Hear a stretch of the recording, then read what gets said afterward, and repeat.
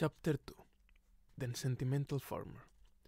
The day we set off again, music filled the silver van once more, the kind that sounds like a magician is about to whisk a dove from a head. Satoru said the title was Necklace of Olive. How come there was no dove in the title? If it were up to me, I'd put one in. How about calling it The Special Relationship Between a Dove and a Silk Hat? It's nice to have good weather again today, isn't it, Nana? Satoru was in a great mood. All cats get sleepy when it rains, and I was wondering, does weather affect humans physically too?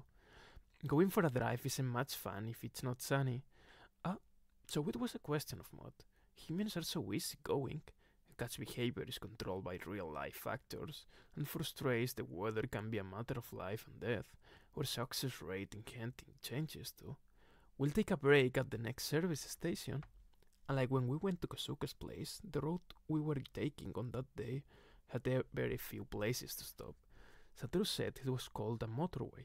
Basically, the only time the silver van stopped was when Satoru announced that we were heading to a service station. Satoru said this was the road we had to take if we intended to travel far away, and this trip was indeed a long one. It was the previous morning that the silver van had left home. We drove along the highway all day, then stayed overnight at the place where they allow pets.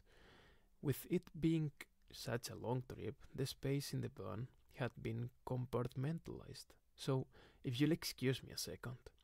As I slipped off the passenger seat towards the back of the van, Satoru asked, "Something wrong?" and glanced at me. Sorry. Yeah, my toilet was on the floor at the back. A new one Satoru had bought which had a hood so the litter didn't fly all over the place. This way, Satoru and I could go as far as we wanted in our silver van. I thought it would be great if we could travel together like this for the rest of our lives. Nana, we're just going to pull into service station. Okie dokie, I answered vaguely, racking up the litter between my legs. When Satoru had parked at the service station, he pulled out my food and water bowls from the back.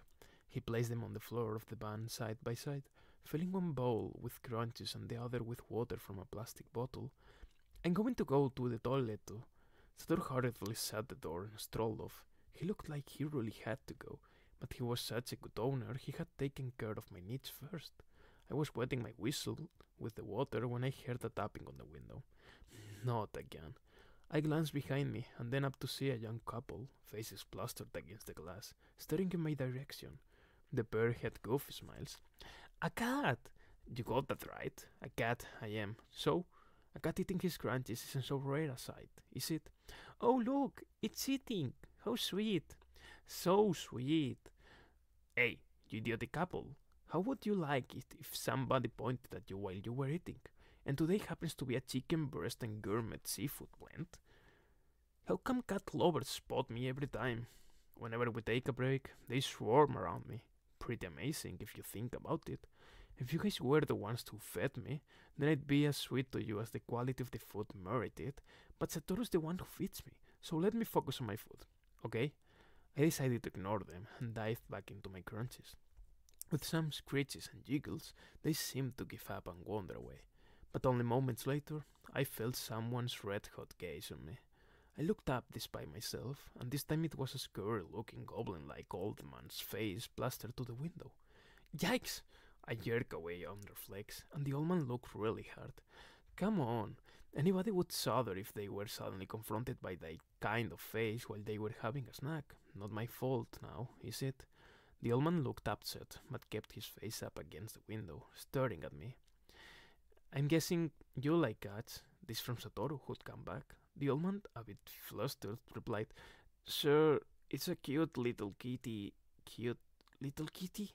I looked up and meowed. On the other side of the window, Satoru smiled and nodded. "Would you like to stroke him?" "Are you sure?" The old man started to blush like a girl. Satoru opened the door, and I clambered over to the seat. The old man reached out, and I let him stroke me. His face began to glow, but just then... "No way! A cat!" The shriek came from a clump of Yaru girls with tight blonde hair and thick makeup who were passing by. "I want to stroke it. Can we touch him after you?" "Get lost." I bared my teeth and made my fur stand on end, and the group of Yarus shrieked again. "Oh my god, he's angry!" and ran off. But I wanted to give him a stroke, the tall one whined. It's okay, that kind of cat with those eyebrow markings isn't that cute anyway. Excuse me? This answer was so unfounded my face went into a kind of phlegm and response. I cut back my upper lip and bared my front teeth like a tiger. You are cute, Nana. Very cute, Satoru hurriedly interjected.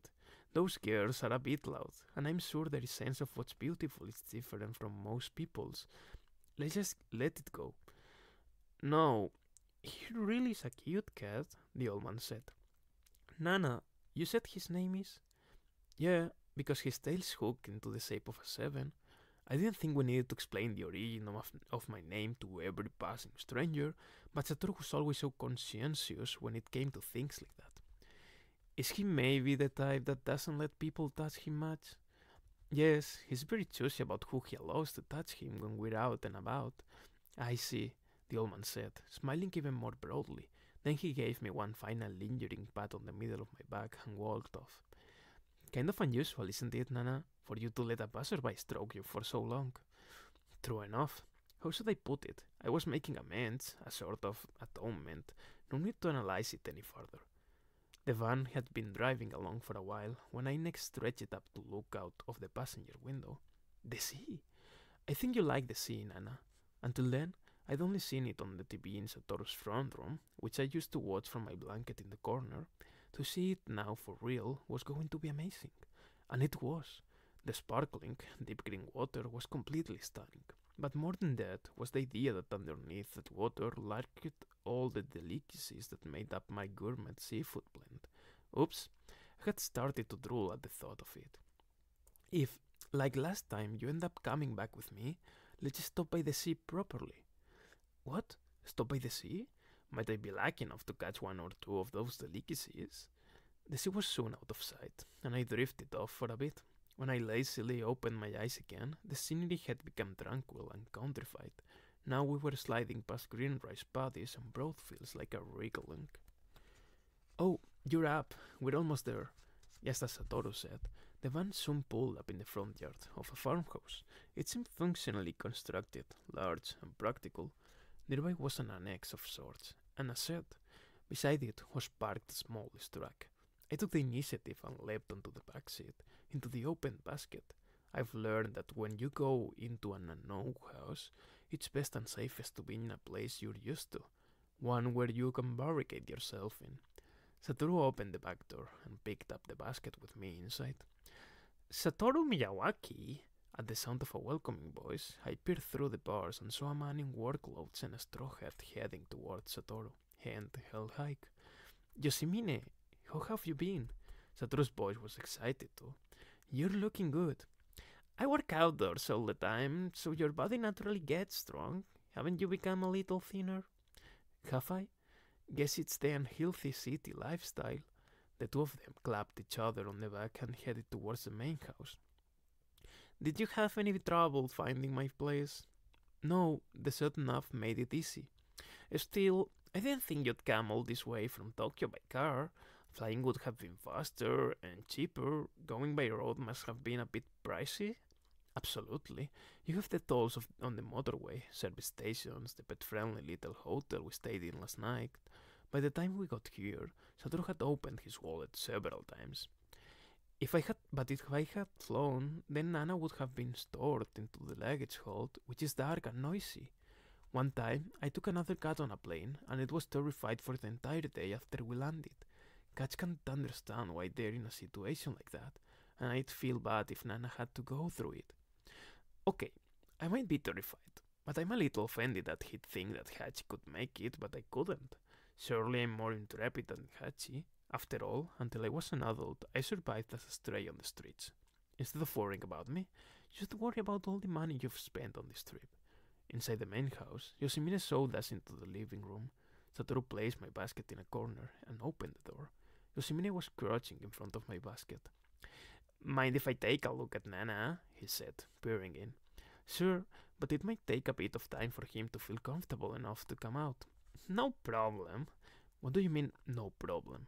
I tilted my head in puzzlement, and just at that instant, a thick arm shot into the cage. Hey, what?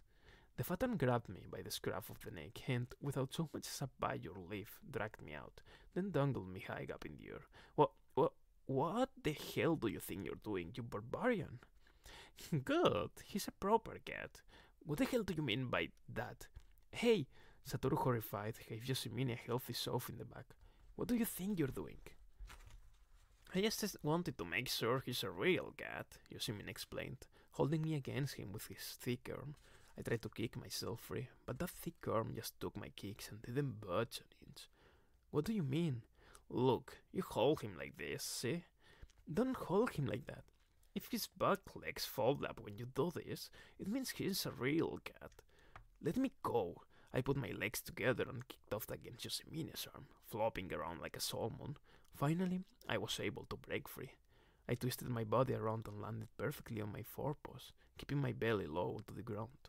I turned to meet Yosemine's eye, and he said, "Whoa," and clapped his hands. One fine cat you've got here, well coordinated and smart too. An outstanding cat. I underestimated him. Yeah, I guess so.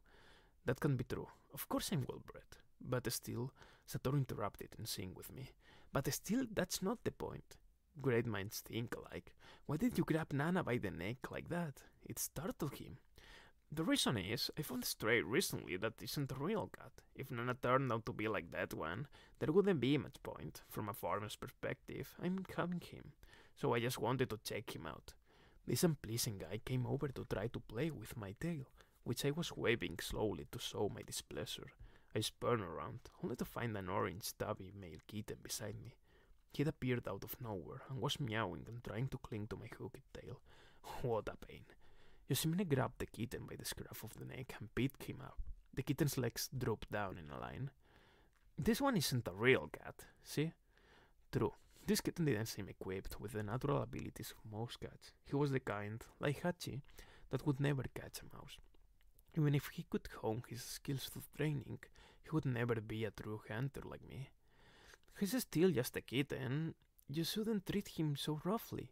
Satoru reached his hand out, fluttering it in the air in a stop-that gesture.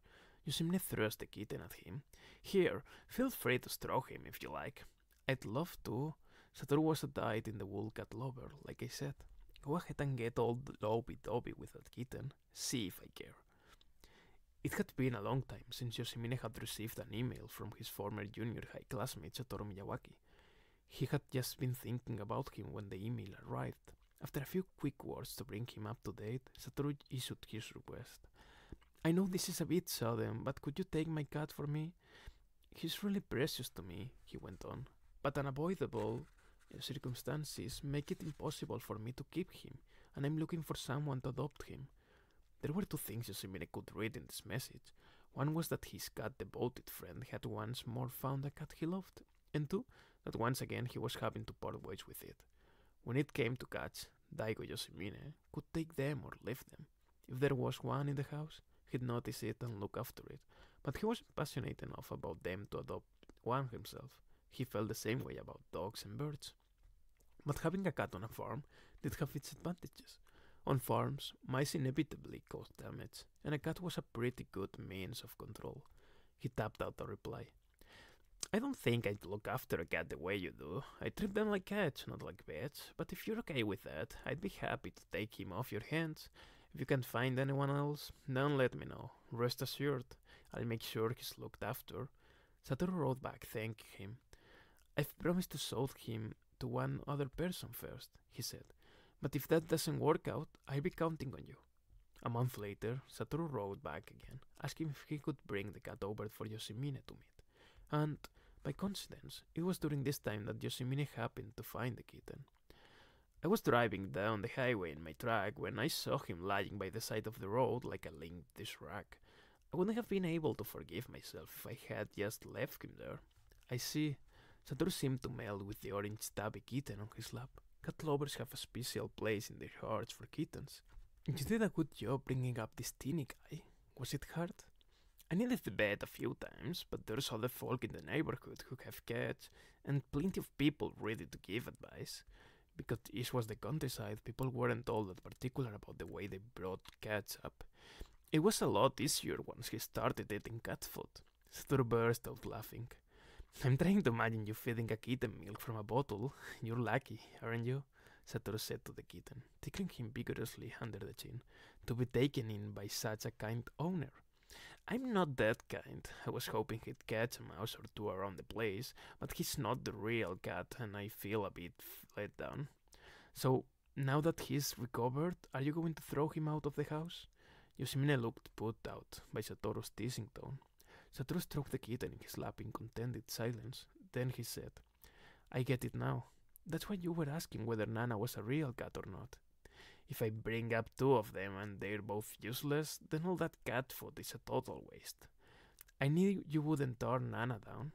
Well, I can't exactly refuse a guest who's driven all the way here from Tokyo just for a cat.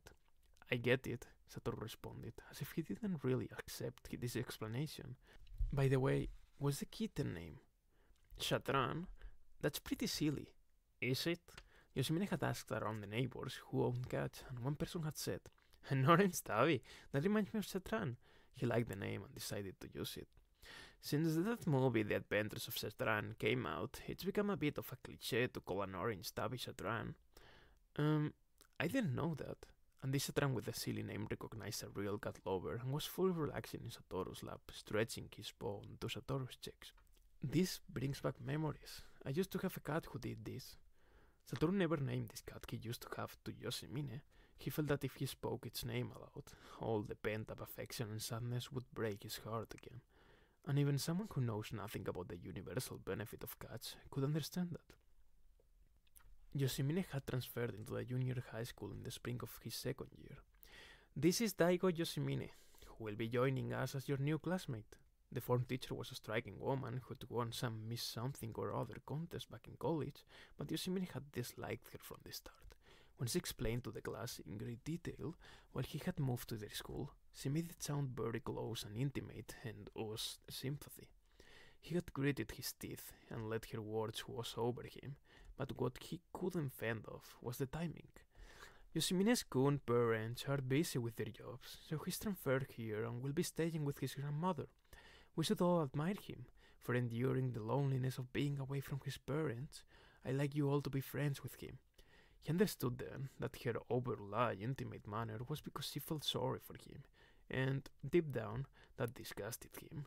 Even to an immature class of junior high school students with little worldly experience, it was crystal clear that this was the worst possible way to introduce a new student to his classmates. Yoshimine-kun, why don't you say a few words? Yoshimine turned to face the teacher. Why did you tell everyone about my family like that without my permission? I never asked you to. A murmur rippled through the classroom. The teacher was taken aback, her smile faltering. I thought it would help you settle in. No, in fact it makes me uncomfortable. I want people to be friends with me without my family being a part of it. I understand, but the thing is, the teacher mumbled. There was no way this was going to turn out well. Yoshimine turned to face the other students. Hi, I'm Daigo Yoshimine. There's nothing special about my family, so I hope we can just get along like anybody else. A deathly hiss descended on the classroom. Right from the start, he'd pulled them off. As for his form teacher, she looked on the verge of tears. Where do you want me to sit? Just then the bell went, signaling the end of form time. The teacher left the classroom in a hurry. Just sit down on an empty chair. It was Satoru who said this, pointing to some seats at the back. First period was over, and while his other classmates eyed the new boy warily, keeping their distance, Satoru approached him without hesitation. The next class was science. Yoshimine gathered his textbooks and left the classroom, with Satoru leading the way. Listen, something was bothering Yoshimine, and he had to ask, are you being nice to me just because of what the teacher said? Not at all, Satoru replied. I thought it was all pretty childish on both parts. You mean me too? That teacher likes to be super kind to kids who have issues going on at home. She doesn't mean any harm by it. Something about the way he said this, the desire to be kind and mean no harm, made Yoshimine feel he had something in common with Satoru, a kind of connection. Right after I entered this school in freshman year, she did the same thing for me, so I get where you're coming from. When I was in elementary school, my parents died in a car accident and now I live with my aunt, but that doesn't mean I want to go out of my way to tell everybody in class about it. The circumstances Satoru had so casually mentioned were so much more serious than Yosimine's, so surely the teacher must have put on an even more annoying display of concern. But you don't need to complain about every little thing, just take it as it comes, be grown up about it. A little too philosophical, aren't you? For a second year junior high schooler, Yosimine thought, but what Satoru said made sense, so he didn't argue. Still, Satoru said with a grin, to tell you the truth, I felt good when you said that. Back when I started school, I wanted to say what you actually did say. Yoshimine changed the subject. What's your name? Satoru Miyawaki. Nice to meet you. He didn't have to say anything like, let's hang out, for by this time they were already friends. From day one, Yoshimine hadn't got on with his classmates or his form teacher, but being friends with Satoru made life at school go more smoothly. Satoru had also apparently straightened things out with the teacher. Yoshimine had no idea how he had won her over, but one day she stopped him in the corridor and tearfully apologized. I'm so sorry, Yoshimine-kun. I didn't understand how badly you were feeling. Yoshimine felt as if some huge misunderstanding was about to occur, but it was too much trouble to explain things, so, following the advice to be grown up about it, he ended the encounter with a quick, it's okay. Don't worry, Yoshimine-kun, his teacher added. I won't mention your family situation again. So it seemed there was still some major misunderstanding about his family situation, which only Satoru correctly grasped. My parents, Yoshimine had explained to him, both work really hard and loved their jobs too much. His father was in R&D at a top electronics company, while his mother worked in foreign investment for a multinational trading company. They were hardly ever at home, and Yoshimine often went days without seeing them. Since the spring, they've both become even busier, and they can't seem to find any time for their family, including me. His parents had tried to offload responsibility for their son onto his older brother, and their preoccupation with work had quickly led to total neglect of the household. So they decided to send me to live with my grandmother on my father's side until things settled down. But he didn't think it was a big deal, so he found it embarrassing when his teacher went all gussy over how sad he must be. Because there are lots of kids with much tougher backgrounds. Take Satoru, for instance. Hey, Yoshimine, a classmate called out to him from the corridor, putting an end to their conversation. You interested in joining the judo club? Nope. The classmate's shoulders drooped in disappointment, though he didn't stop trying, dangling on the possibility of him being a regular on the team. So, what do you say? He asked. I say no, thanks, Yoshimine replied. With a sturdy build, he was continually being invited to join the school sports teams, but Yoshimine turned them all down. Aren't you into school clubs? Satoru asked. I don't like sports much, he replied. He certainly had an athletic physique, but he disliked games with too many rules. What about other kind of clubs? If there was a gardening club, I might join. His grandmother's family were farmers, and he had always enjoyed digging in the soil. His grandfather had passed away a few years before, and his grandmother had only just been managing to keep the family plots going, so Yoshimine had been pitching in. There's a greenhouse in the corner of the school grounds. I wonder if anyone's using it. The greenhouse had been on Yoshimine's mind ever since he had transferred to the school. I've never thought about it. You interested? Satoru asked. My grandmother's crops are all outdoors. I've never worked in a greenhouse. You really are into farming, aren't you? Yoshimine thought that was the end of the matter, but Satoru brought it up again later. I looked into the gardening club thing. They stopped a few years ago because membership numbers fell, but if you're interested, the science teacher said he'd run it, even if it's just the two of us, and we can use the greenhouse. Two things surprised Yoshimine. One, that Satoru had actually looked into it, and two, that he was planning to take part himself. You want to be in the club too? Yoshimine asked. I'd like to give it a try. But you're not into gardening or anything like that, are you? I wouldn't say I'm not interested, I just haven't had anything to do with it up until now. I've never known any farmers. Really? Nobody? Not even like your grandfather or your grandmother? A total city boy, Yoshimine thought, but Satoru waved a dismissive hand. It's not that, he said.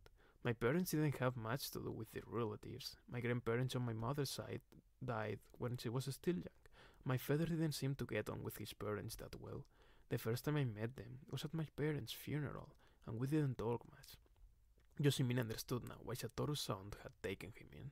If your parents died, and your grandparents were in good health, it's likely that where you'd go.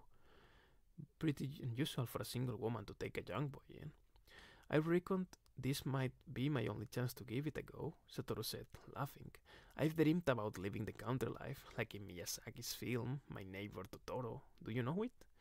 And so the two of them revived the gardening club. Yoshimine's grandmother also invited Satoru over to their home to experience life on a working farm. Satoru was a latchkey kid, since his son worked all day, so he began to go over to Yoshimine's home, and sometimes stayed over for the weekend. I hope you will be good friends, Yoshimine's grandmother said to Satoru, what grandmothers typically say when other children come to play. I always wonder if Daigo, she called him by his first name, is getting on with the other children at school. I hope he isn't being bullied. I wouldn't worry about that. I don't think there's any chance Yoshimine would ever be bullied. What do you mean? Yoshimine said, poking him in the ribs. You know exactly what I mean, Satoru said, poking him back.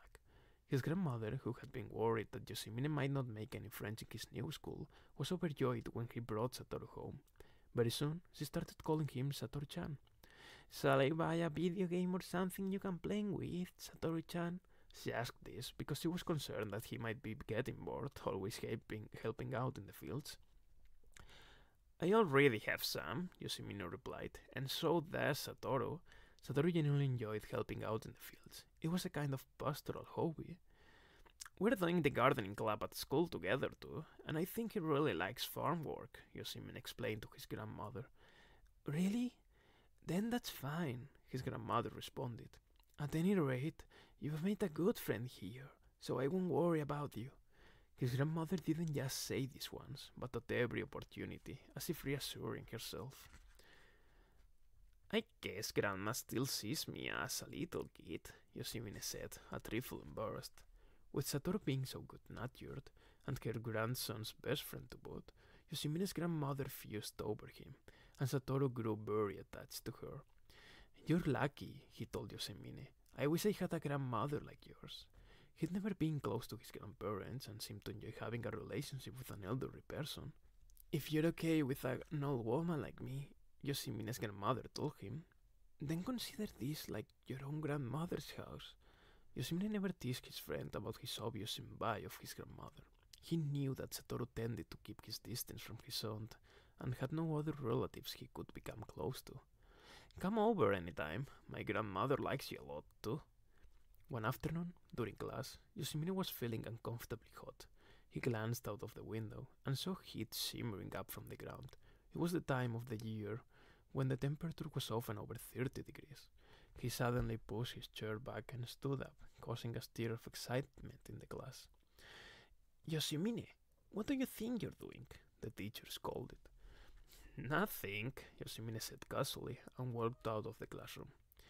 Hey, at times like this, it was Satoru's role to step in. What do you mean nothing? He called. I'll be right back. It was Satoru, not their teacher, who ran out of the classroom after him. What's wrong? He asked Yoshimine when he finally caught up with him. The greenhouse. I forgot to open the vent this morning. It's so hot now. The plants are going to boil. Inside the greenhouse, they were growing tomatoes and other vegetables, as well as tending some orchids, a hobby of the science teacher. Tomatoes don't do well in the rain, so the roofed environment was perfect for them. But this region generally had a temperate climate, and when it got too hot in the summer, they suffered. Why not wait until break? It's only another 30 minutes. But it's the hottest time of the day. We have to cool it down as soon as we can. You could have pretended you have to go to the bathroom or something. It will be your fault if they close down our club. Then you go and explain. Yes, Satoru muttered and made his way back to the classroom.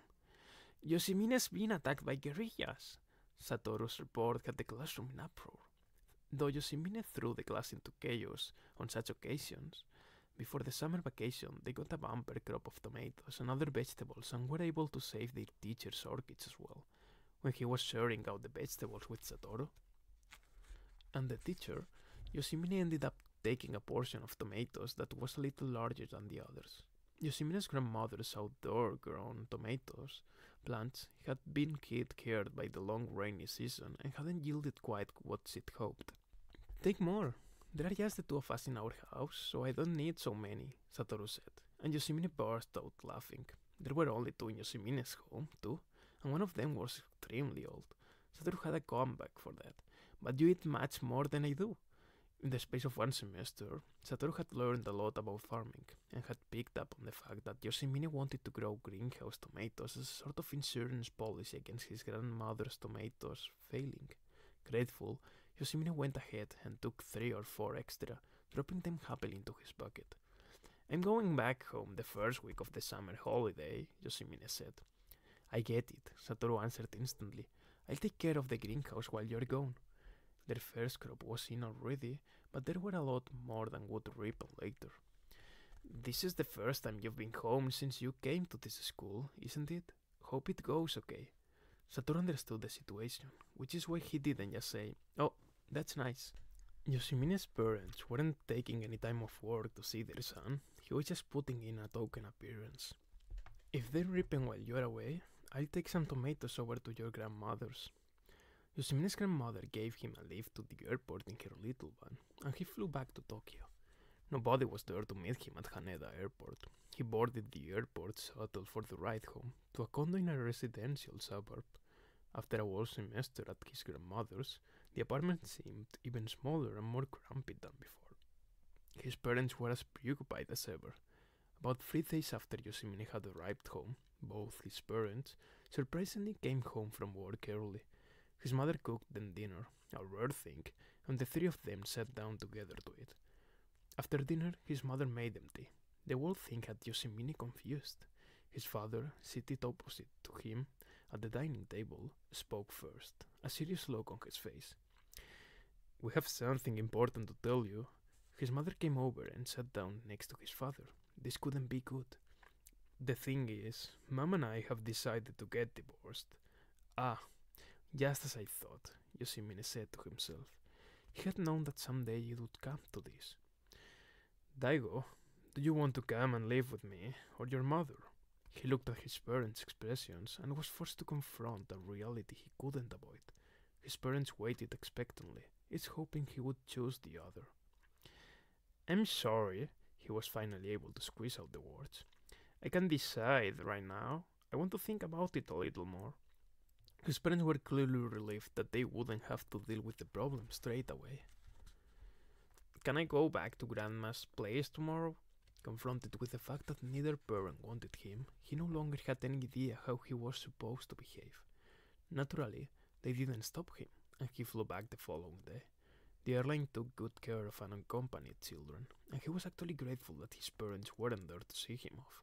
His grandmother came to pick him up at the airport and drove him briskly back home in her small van. Mom and Dad said they're getting divorced. Is that right? His grandmother replied. I don't know which one I should live with. Well, it doesn't really matter, because you can live with me. Yoshimine felt a huge lump in his throat. You have a good friend here too, Daigo, so it's all okay. You have a good friend here, it's all okay, his grandmother murmured over and over, as if reassuring herself. His grandmother had known what was going to happen from the moment her grandson had first come to live with her.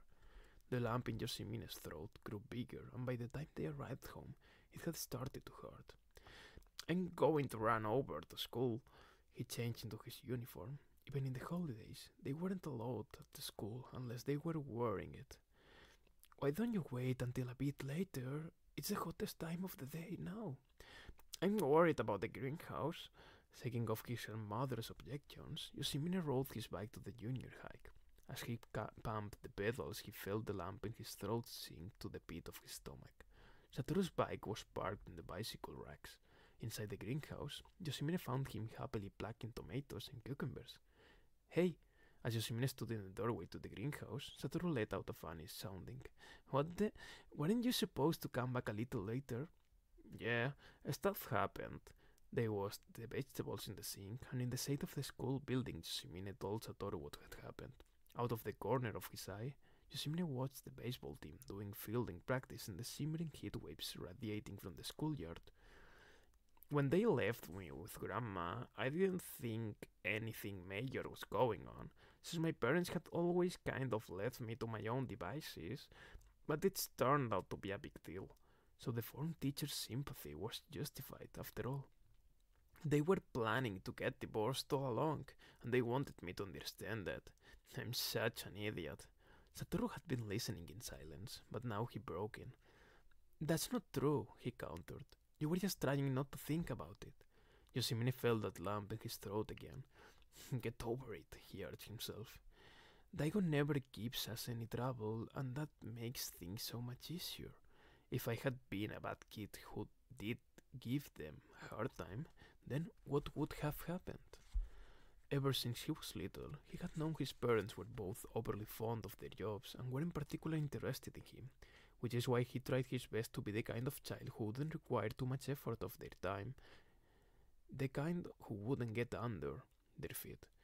Being a kid who never gave his parents any trouble would at least stop them being in a bad mood and keep things settled on the home front. In that way, Yoshimine, who was always the one holding the fort, could breathe easy, and the few times that the whole family was together, things did go smoothly. But maybe all he'd done was to prioritize what was easy in the short term. There's a proverb that says a child is the glue that keeps a husband and wife together. A child who was never any trouble might keep things peaceful from day to day, but when push came to shove, that child would finally come unstuck. Maybe the kind of kid who needed more parental affection and made trouble would have been the glue that would have held their marriage together. Enough. Yoshimine shook his head hard to put a stop to the thoughts spinning around in it. There's no use thinking about something that can't be undone. It will just let this lump grow bigger. It's already pretty big. Still, he said aloud, parents get divorced all the time. He tried to say it casually, but the tail end of his words wavered. You had it a lot harder than me, didn't you, Satoru? But I never once experienced my parents acting like I was a nuisance, because they were gone. There was nothing Yoshimine could say to that. The lump in his throat burst at long last. When his sobbing finally subsided, Satoru asked, "Want one?" and held out in his soiled fingers a luscious red tomato.